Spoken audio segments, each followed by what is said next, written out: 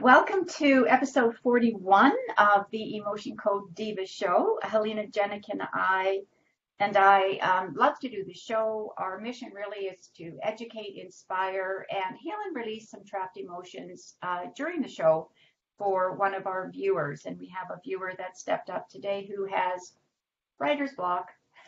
So even though that's the topic, I mean, you could have written a book or as I have a couple of books, or you might just be a blogger, or you might be somebody that has a newsletter that needs to get that done, or maybe you're creating a new website and everything's good to go, all the background stuff is done, but you haven't done the text yet. So I've often in my coaching practice written a lot of text for people because I do have the sacred gift of writing, so it comes very easily to me, but not to everybody. That's why there's copywriters, editors, all that sorts of things. So I'm Dana J. Smithers. I am a certified emotion code practitioner. I am also a certified animal Reiki practitioner. I just finished up another course this weekend, so love working with animals. I can do it in person or in distance, just like we do the emotion code. And I'm a law of attraction life coach as well. And I'm going to talk a little bit about the law of attraction and how it helped me write the books that I have done. So that's a little bit about me. Today's topic is going to be very interesting. We love to have your comments, so please do post, say hello to us. But in the meantime, let's go over to Helena Jenick. Thank you, Dana. I am Helena Jenick. I'm a certified emotion code practitioner. I'm also a certified clinical hypnotherapist.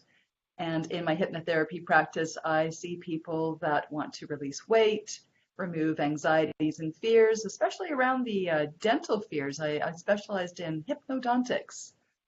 But my real claim to fame, I like to say, is that I help people stop smoking in one hypnosis session. Now, with all my hypnotherapy sessions, I always incorporate the emotion code. Emotion code has been a wonderful addition to my hypnosis practice. There you go, Dana.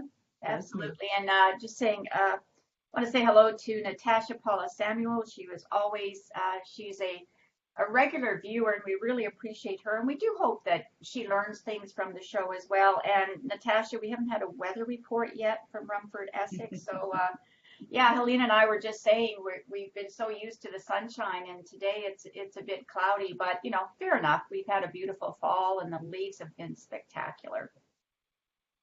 All right, then, why don't we just go ahead and we're going to just jump right in. Helena and I are both trained by Dr. Bradley Nelson, and you can buy his book. You can get it online, or it might be in stores as well, called The Emotion Code. And in here, he talks about how to do emotion code. He talks about a lot of case studies. And Helena and I know, just from our experience, how much somebody can be ready to do something, but they're just feeling a bit stuck. And so Dr. Brad says that where we're stuck with these emotions, they could be the size of a lemon in your body, which can actually cause some physical illness, and they can be as large as a cantaloupe. So, you can have these, hundreds of trapped emotions all over your body, and the emotion code releases it. So Helena and I are going to talk about how that's done. So if we're conducting a session distance, then what we first do, or in person, we always have to ask for the person's permission. That's right. We need person's permission. It's we just can't work on some stranger that we see from a distance. I know. I'd as much love as we'd like to, right? Mm-hmm. Yeah. We need to ask permission, and when we work with the parents, we can get their permission to work on their children and or their animals. Yep, that's exactly. And so how we do that by becoming their proxy. Mm-hmm. And what Helena was just saying about children or animals, we will become and use something as a surrogate. So, for example, if I'm doing animal Reiki, then I can actually use a picture of them, or I can use a teddy bear, but I still become the proxy. So with emotion code, explain what does that mean when we're the proxy for somebody when we're using the emotion code on them? Certainly. So the proxy, allows me, when I get the person's proxy, allows me to tap into their energy and ask their subconscious mind direct questions. Now, the only questions I can ask are yes or no questions. The other question might be, do I need to know more information? Do we need to know more? Yes or no is the answer. And yeah, it's just a very effective means of working either in person and or distance. Exactly. And so one of the questions that we ask the person that we're working with is how severe do they think the stress is, the pain, or in this case, the writer's block. So when I ask the person, somebody I know, Terry, um, how bad is it? And he's going like, well, probably 8 or 9. So this is where we ask is on this level of 1 to 10.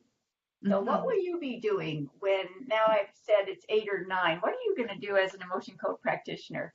Well, once I tap into his energy, I'm going to ask his subconscious mind to what the subconscious mind believes the severity is. And I'll get an answer there. And then my intention is by the end to reduce that number and preferably get it down to a 0. Mhm. Right. And so this is where we are emotion code practitioners going to use what we call muscle testing. So Helena is saying, well, we're going to get down from an 8 or 9 to maybe a 1 or 2 or a 0. How do we know that? Well, this is where we use muscle testing. So Helena, give us a little explanation of that. Sure. So I have an agreement with my subconscious mind that when I ask a question, a yes or no, that requires a yes or no answer, what I do is I link these two fingers together into a circle. And then when the answer is yes, my fingers just stick together. They just won't come unlocked. And when I think of a no, they just slip apart. So this will be a yes, and this is a no. Exactly. And I'm glad you're stressing the fact that we only ask yes or no questions. That's all the subconscious is going to give us with the muscle testing. So mine is a little bit different, but again, Dr. Brad has lots in his book. He's got different techniques he'll show you, or certainly online. But I use my index and thumb together, and then my other two fingers, middle and index, and that's a yes for me, and that's a no. So we can do it fairly quickly while we're going through the emotion. So this is what we're actually looking for to release. That's right. And so when I'm doing the work, or whenever an emotion code practitioner is doing the work, to speed up the process, because there's 60 negative trapped, 60 emotions on that chart.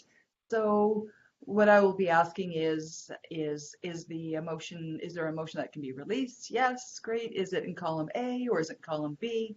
Is it in an odd row or an even row? And then I get down to a particular cell. So, row 5, then I'd be asking B5, I'd be asking, is it conflict, creative insecurity, terror, unsupported, or wishy-washy?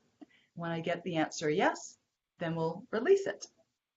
And we release it by using a magnet. A magnet, that's right. And how does that work? Well, magnets are pure energy, and what they do is they cancel out the energy, the negative emotion, and they intensify my intention to do so. It all starts with intention to do so, to release the negative trapped emotion. So what you'll see me doing and emotion code practitioners doing is taking their magnet and swiping it over their head like this, 3 times if it belongs to them, and 10 times if it's inherited. Yes, we can inherit emotions from our parents, our grandparents, and even down the line. Mm-hmm. And Dan, talk about this governing meridian that starts right underneath the nose here. Yeah, so we have about 12 major meridians in our body. And we also have 7 chakras that most people are aware of. So what we're doing with this governing meridian, if we were working in person with someone, we would be demagnetizing the emotion by just on the top of the lip here, going down the back and all the way to the spine. And we would swipe that down, and that's just demagnetizing just like in a wallet, if you get your wallet too close to or a credit card rather, too close to anything magnetic, then it demagnetizes. It's the same thing, because energetically, we've already set an intention that we're going to help this person. They've come to us, so universe is getting a message. This person wants to make some changes. And so when we take the magnet from there, that governing meridian, and go down the back, we're figuratively and literally, because energetically this is the work that we do. We're just bringing up and releasing, bringing up and releasing, and demagnetizing. And Helene and I both have hematite magnets, which are really heavy and strong. But if I've been in a situation where I haven't had my magnets with me, our hand has magnetism to it, so you can just use that. Or Helene and I were just talking earlier, if you really had to and you were working on someone and they'd given you permission, let's think of an example. Maybe somebody's on stage and they're speaking and they've asked us to work with them, so we've done some pre-work or whatever. Well, we're not, let's say they've given us permission, we're not going to sit there and go like this in the audience, but we can intend that. So we can energetically attend that, right? Because, a lot of, I was trying to explain some of this to my husband, and I said, well, think of the wireless. People don't understand how that works. Anything wireless, right? So, how is it with your phone? You can pick up signals or radio stations or whatever. Well, it's the same for us when we're energetically attuned and we're going into that person's subconscious to do the work. And as part of us doing the work, what allows us to do the work is that the energy flows freely through us. And this is why we always need to be hydrated. That's right, because energy flows through, electricity flows through water rapidly. And when we hydrate our bodies, the practitioner, then the energy will flow more rapidly. So any practitioners out there that are learning the emotion code or just practicing it, one of the key elements is to hydrate.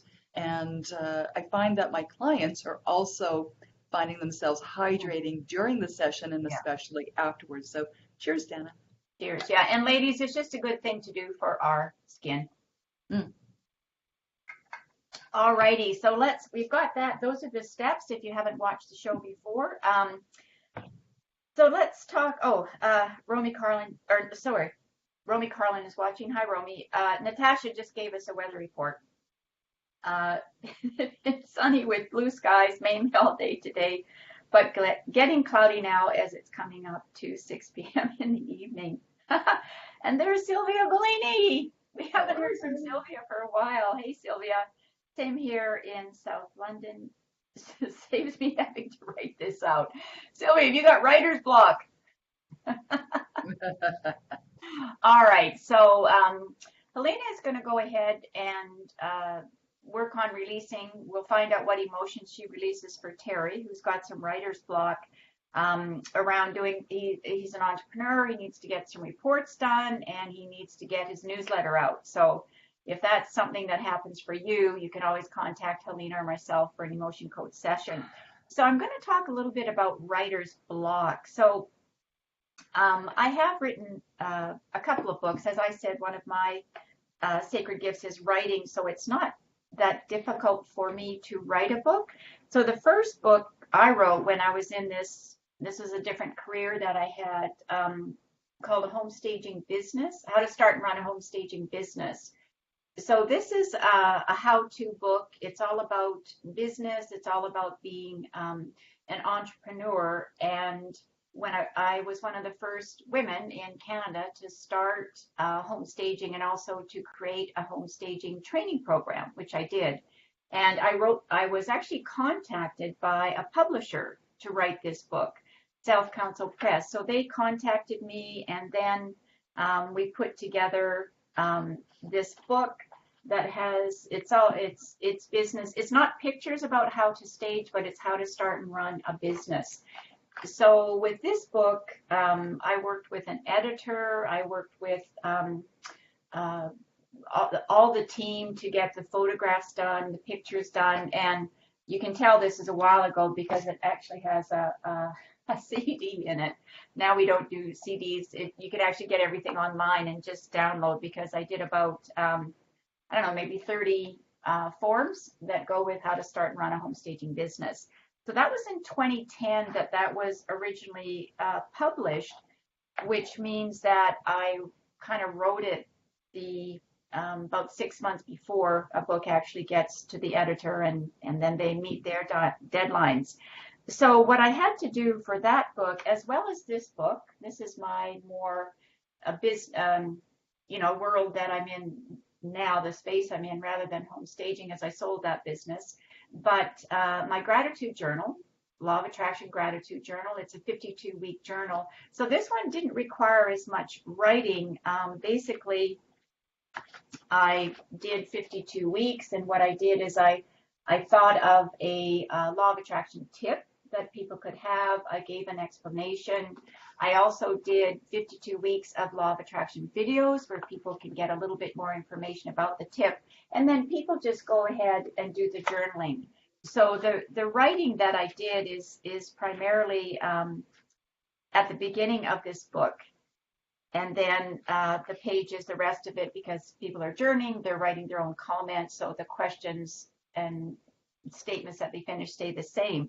So the first thing that you need to do when you are going to write a book is just be clear on it. So you need the clarity. So the first thing that I always do is I think about, why am I writing the book, right? What's the purpose of the book? And also, obviously, who's my audience? Who would buy this? Who needs this book? Who can benefit from having this book? So my first one, the home staging business book, because staging was brand new in Canada, I really felt that people that were starting out and that are over training could use a book and more information about how to do it. And of course, it's now has a global reach. With the Law of Attraction, what I thought about and what I did first is, I thought about, what about a tip, and then what about prompts for people to write. So that was the clarity that I got. And then I got focused. And the focus that I find, the way I get focused, is by looking at a table of contents, right? What would people want to hear? Like this one, it's 52 weeks. So I thought of 52 topics, and I went ahead and wrote those work first. And then, so I had the clarity of who my audience was and why I was writing it. I got focused on what I wanted to be and the chapters that I wanted. So in the case of this one, the home staging book, there's a lot more chapters in it, and there's sub chapters, and yeah, on and on. Let's see, how many chapters did I do?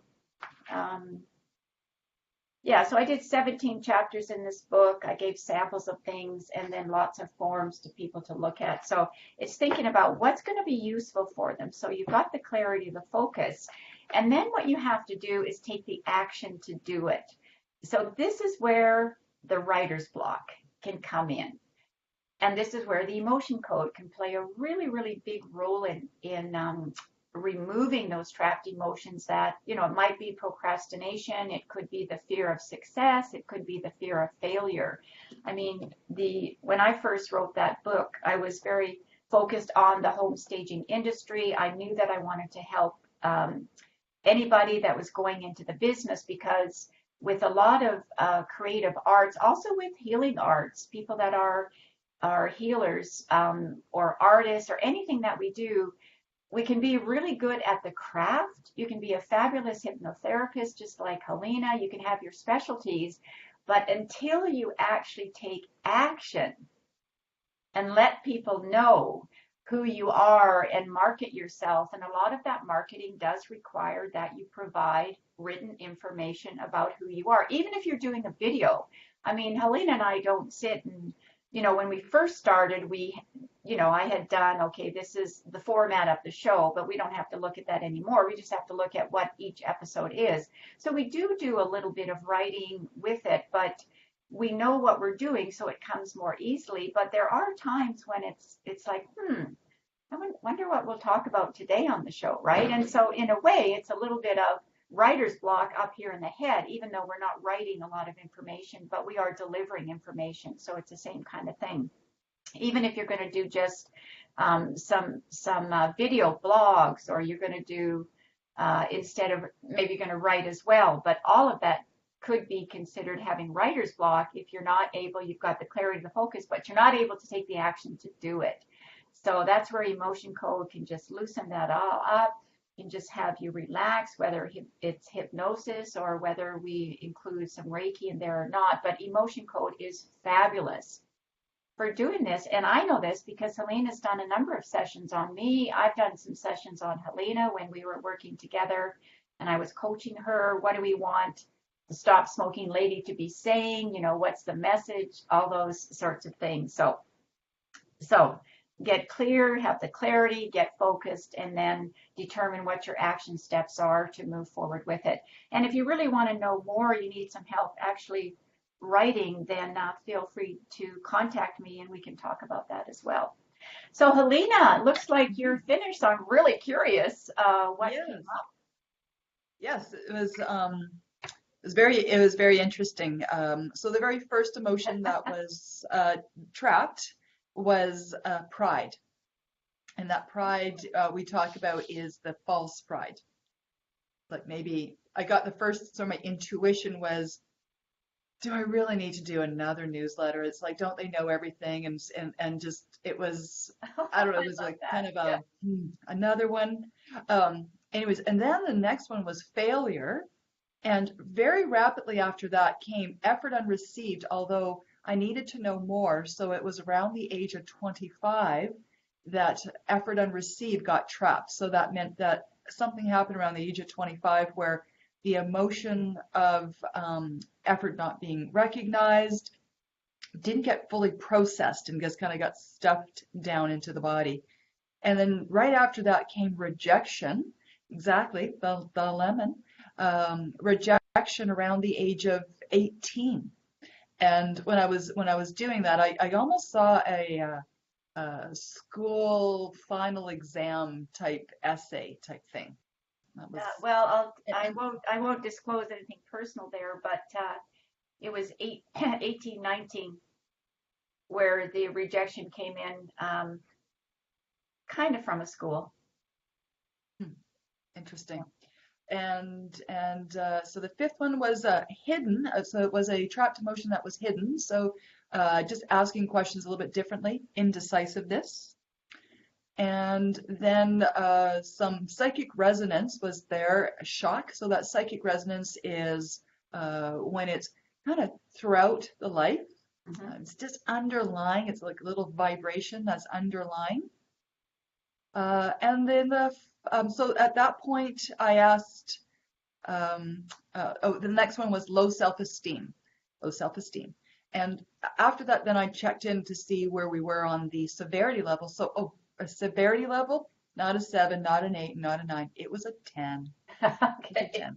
And that's why we like to check in, right? That's because the subconscious is really going to tell us what's going on, right? Because the conscious mind is way up here, but that's not really always the truth, right? No. So I got it down to a 2, and then I did it one more time, but I changed the question. I changed the question about, do I believe that I will write another newsletter? And I'm sorry, that's when the low self-esteem came up. Okay. And once that was released, then it came to a 0.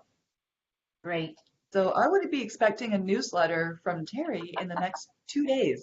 That's right. And his newsletters are so good, right? But I think we get, like you said, the pride came up. And sometimes we should say that not always do the emotions that come up that are released really make sense to us. Sometimes they just don't. But remember, it's a trapped emotion in your body from inherited, from conception up until now. So, if it's not released, it can stay there and get bigger and bigger every time it's triggered, right? That's how we get to the cantaloupe size of something, right?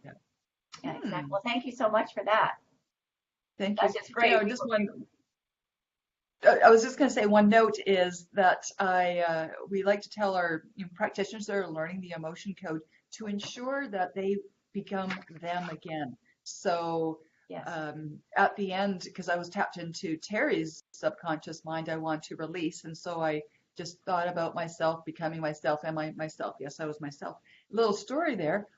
Last week I had a client in my office, and she was not feeling very well, and kind of sick, cold, sick, or so forth. And we decided to go ahead with the session. And I was doing the emotion code on her.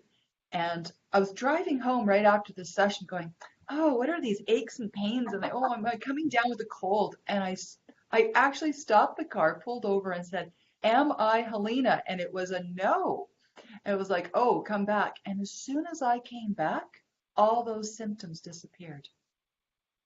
It's Yeah, you're powerful right, stuff. because we do have some people watching us that are new to the emotion code. So we hope that we give some tips that are helpful as well. But yeah, you're absolutely right.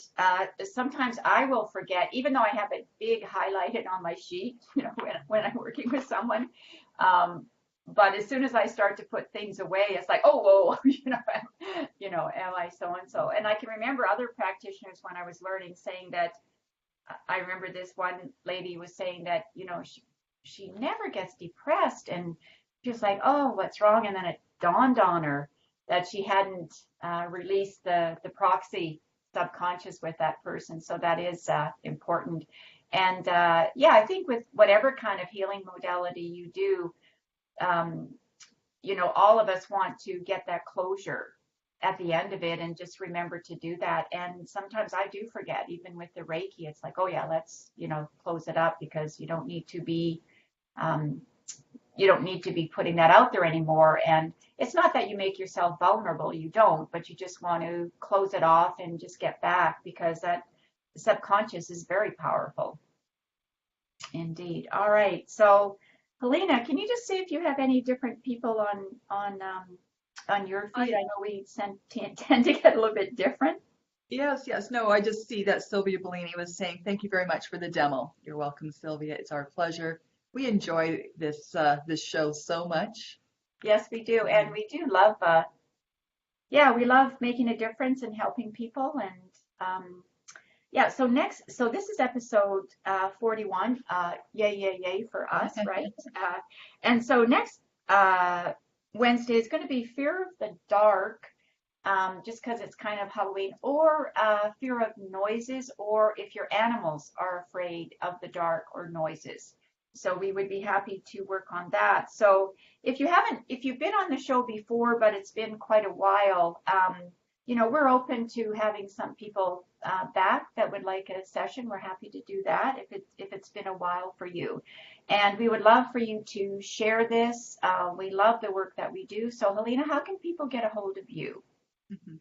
People can get a hold of me through my website, which is flourishhypnosis.com/emotion-code. Also have a Facebook page, Flourish Hypnosis, as well as a YouTube channel, Flourish Hypnosis and Helena Jenikin.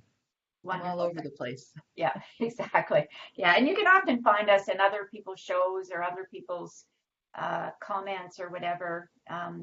Yeah, we like to be out there so people can know that they have other opportunities for, non-invasive,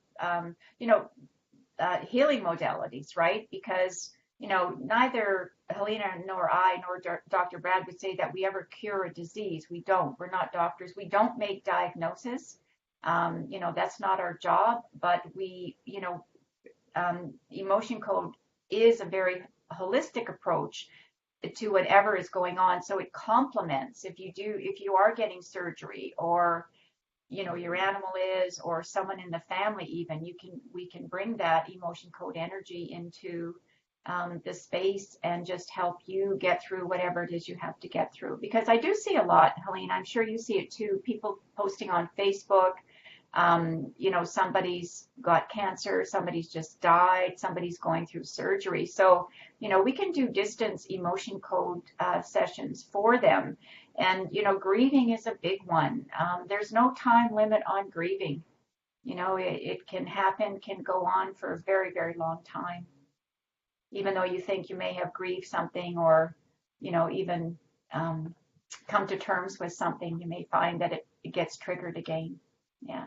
So you can find me, danasmithers.com /emotion-code. My YouTube channel is Empowered Women in Business. You can find me there, and you can find me at my website, danasmithers.com. And yeah, check out what Helene and I do, because there's always other things that we do that are there to help people and to make a difference, and bring a lot of positive energy into the world, and vibrations that have everybody feeling good, regardless of what's going on out there, right? It's always about how you feel. So we hope that, that you feel good when you watch our show, that you feel good knowing that even by watching the show, you are getting some of our energy, right? You're getting the positive vibes that we're putting out there.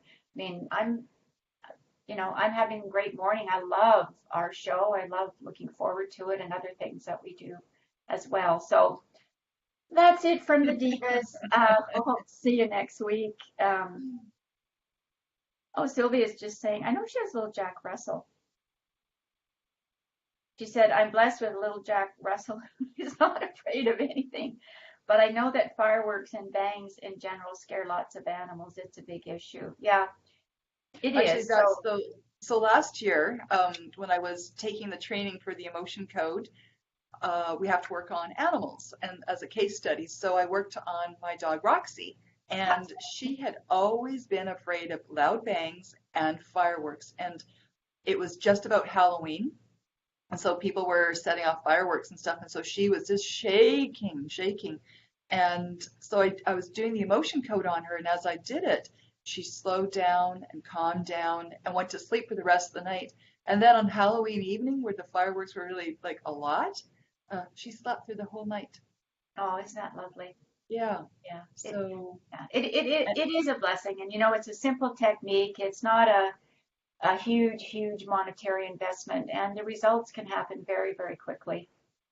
And yeah, so that's it. That's it for us. Okay, we could go on forever, but the show's over. So I'm just gonna stop the recording for us.